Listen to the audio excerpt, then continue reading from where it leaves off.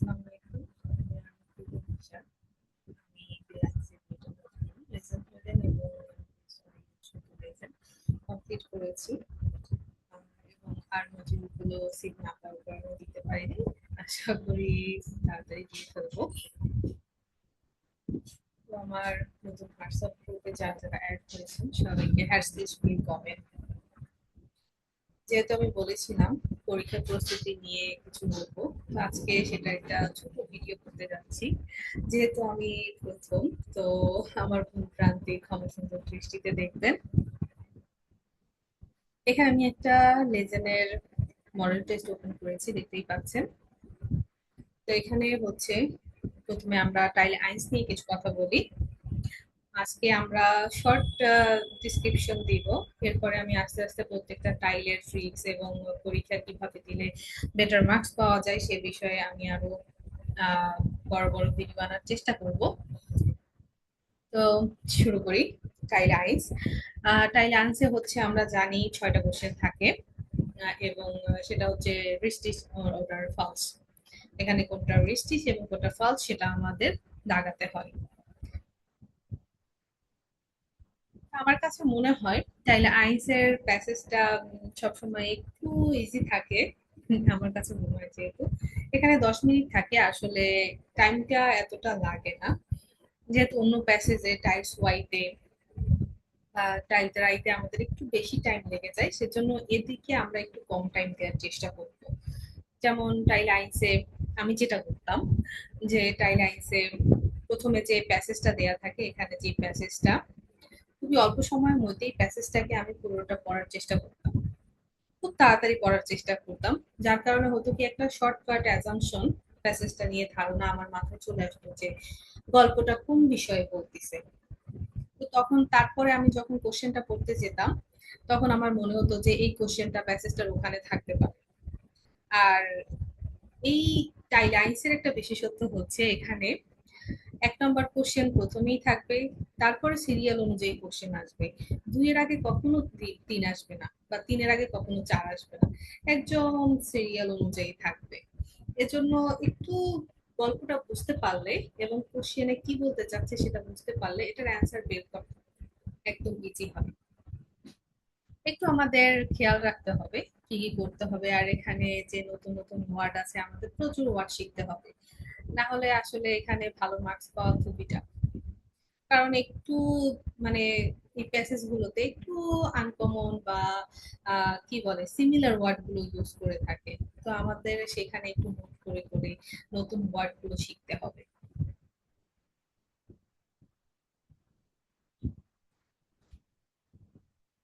এভাবে যদি টাইল আইন্স করা যায় তাহলে টাইল আইন্সে 6টা কোশ্চেনের ভিতর মিনিমাম 4টা 5টা তো হয়েই যায়। এখানে অনেকখানি মার্কস আমাদের কাভার করে ফেলে। যেহেতু আমাদের ফুল মার্কস পাওয়ার দরকার নাই, আমাদের 60 মার্কসে হচ্ছে 5 মার্কস উঠে যায়। তো এখানে 6-এর ভিতর 5 বা 4 উঠলে অনেকখানি আমাদেরকে হেল্প করে। এখন আমরা যাই টাইলস ওয়াই এ। আমার কাছে টাইলস ওয়াইটা একটু হার্ড লাগতো, কারণ 2টা প্যাসেজ, আবার 6টা কোশ্চেন, আলাদা আলাদা 2টা প্যাসেজ করতে হতো এবং 6টা কোশ্চেনের আনসার করতে হতো, বেশ খানিকটা টাইম লাগে। এখানে আবার একটু সমস্যা আছে, এখানে অ্যান্সার গুলো একটু এলোমেলো থাকে। বিশেষ তাও অতটা কঠিন না, যেহেতু প্রথম কোশ্চেনটা থাকে যে প্যাসেজে কোন বিষয়ে বলতিছে বা প্যাসেজটার শিরোনাম কি হবে।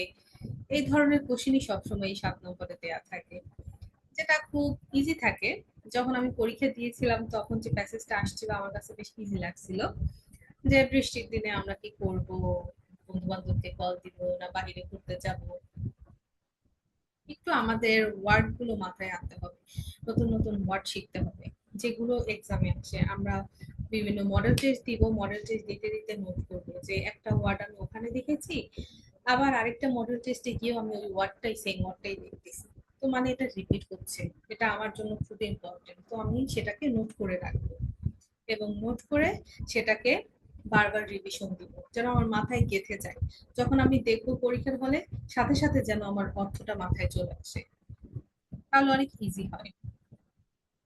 এখানে একটু টাইম লাগে, তবুও আমরা একটু তাড়াতাড়ি দেওয়ার চেষ্টা করব। কারণ কোশ্চেন গুলো খুব একটা হার্ড থাকে না।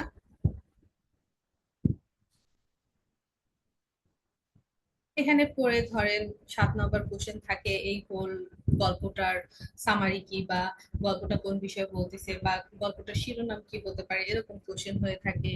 তারপরে ধরেন 8 নম্বর এখানে থাকতো, 9 নম্বর এখানে থাকতো। ফার্স্ট প্যাসেজে মোটামুটি সিরিয়াল থাকে যে আটের পরে 9 আসবে, কিন্তু সেকেন্ড প্যাসেজে গিয়ে সমস্যাটা হয়, কারণ এখানে এলোমেলো থাকে অ্যান্সারটা।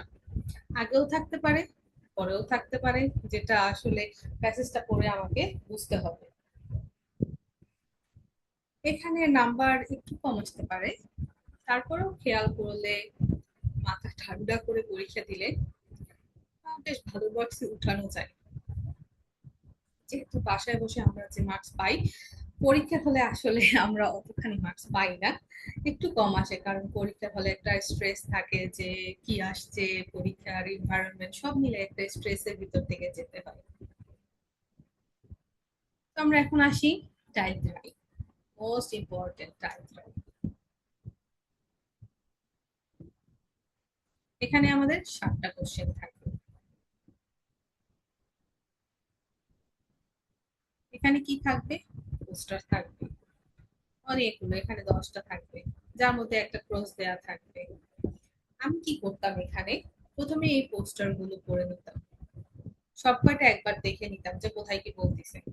মানে শর্টকাটে একদম কম টাইমের ভিতর যতটুকু আমার মাথায় ক্যাচ করা পসিবল, ততটুকু দেখে তারপরে আমি কোশ্চেনে যেতাম।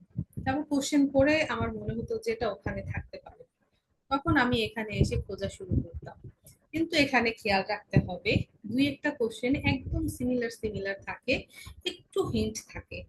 ওইটা আমাদের একদম একদম মাথা ঠান্ডা রেখে এখানে একটু খোটাই খোটাই দেখতে হবে যে আসলে কোথায় কোন এক্সেপশনটা আছে, এখানে কোন ব্যতিক্রম কথাটা বলছে যেটা ওই কোশ্চেনের সাথে যেতে পারে, যেটা আরেকটা কোশ্চেনের সাথে ম্যাচ করে না।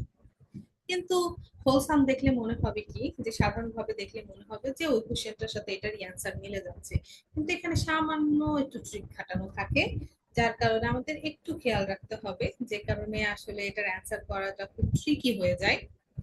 আমার কাছে আমি সবসময় এটা একদম শেষে অ্যান্সার করতাম, কারণ আমার একটু টাইম লাগতো এটাই ফটো করে দেখার জন্য, বেশ টাইম লাগতো। এই জন্য আমি পরীক্ষা হলেও সবাই শেষে এটা অ্যান্সার করছি, আলহামদুলিল্লাহ। এটাই আমার 7টার ভিতরে 6টাই হয়েছিল।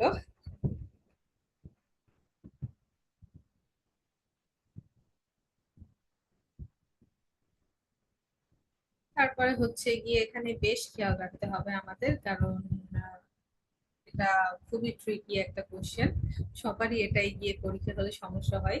কখনো কেউ ভুলেও সবার আগে এটা দেওয়ার চেষ্টা করবে না। তাহলে মাথা একবার গোলাই যাবে, তারপরে আসলে পরীক্ষার হলে আর কনসেন্ট্রেট করা যাবে না। এটা খুবই সমস্যা দেয়। এজন্য আমাদের বারবার বারবার মানে এই মানে এই টাইলটা পরীক্ষা দিতে হবে। ধরেন আজকে এই টাইলটা দিলেন, একসাথে 15-20টা দিয়ে ফেললেন, তখন এটা খুব ইজি লাগবে আপনার কাছে। অনেকগুলো পরীক্ষা দেওয়ার পরে 10টা 15টা পরীক্ষা দিলেন, তারপরে হচ্ছে গিয়ে আপনার একটু ইজি লাগা শুরু হবে, যে না, এটা আমি আসলে বুঝি।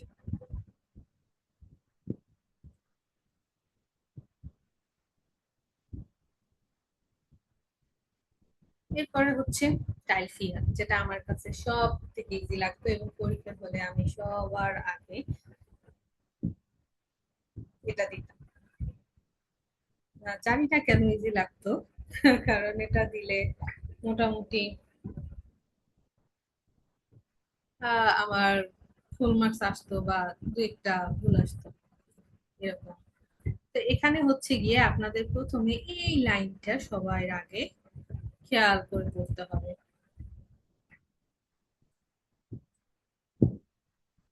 এই যে এই লাইনটা আমাদের সবার আগে খেয়াল করে পড়তে হবে, যে এখানে কি বলছে।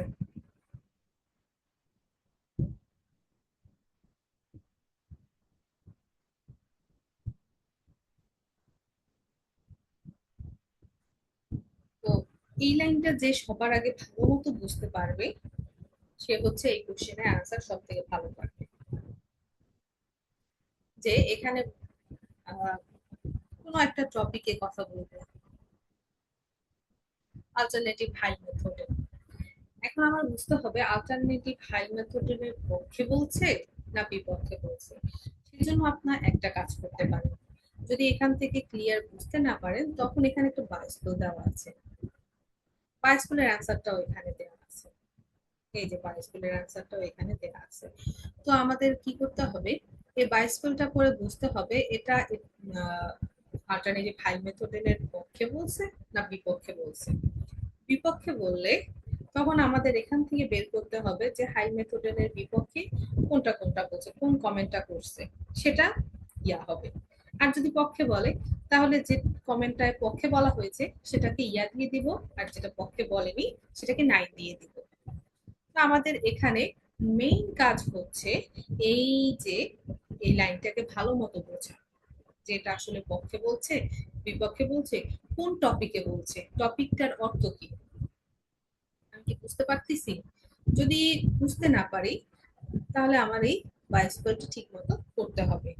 এ বিষয়ে আরো কিছু ট্রিক্স আছে, পরবর্তীতে যখন আমি ডিটেলসে আলোচনা করব তখন সুন্দর মতো বুঝাই দেব। কারণ এই কমেন্টে ইয়া নাইনে নাম্বার তোলা সব থেকে ইজি, আমার কাছে সব থেকে কম টাইম লাগতো এবং আমার কাছে খুব খুব খুব ইজি লাগতো। পরীক্ষা হলে আসলে সবার আগে আমি এটাই এক্সাম মানে অ্যান্সার করতাম, কারণ লেসনে তো কোনো বাধা ধরা নাই, কোনটা আগে করতে হবে কোনটা পরে করতে হবে। আমি কিছু সিলেক্ট করে নিতাম আমি আসলে কোনটা আগে করতে। প্রথমে টাইল ক্লিয়ার করতাম, দেন টাইল ফোল্ড করতাম, দেন টাইল আইসে চলে যেতাম, দেন টাইল সোয়াইপ করে শেষে হচ্ছে গিয়ে টাইল ড্রাই করতাম, কারণ আমার টাইল ড্রাইতে অনেক টাইম লাগতো। তো এখন হচ্ছে আমরা টাইল ফোল্ডে যাই। টাইল ফোল্ড কঠিনও না সহজও না, মিডিয়াম লেভেলে। এখানে হচ্ছে কোনো টপিকের উপরে তিনটা কোশ্চেন থাকে, সরি চারটা কোশ্চেন থাকে। তো প্রতিটা কোশ্চেনই এখানের ভিতর অ্যান্সার থাকে।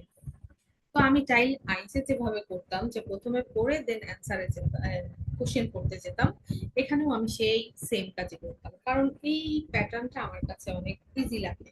আবার অনেকের কাছে ইজি লাগে না, তাদের ক্ষেত্রে হচ্ছে তারা মনে করে যে আগে কোশ্চেন করে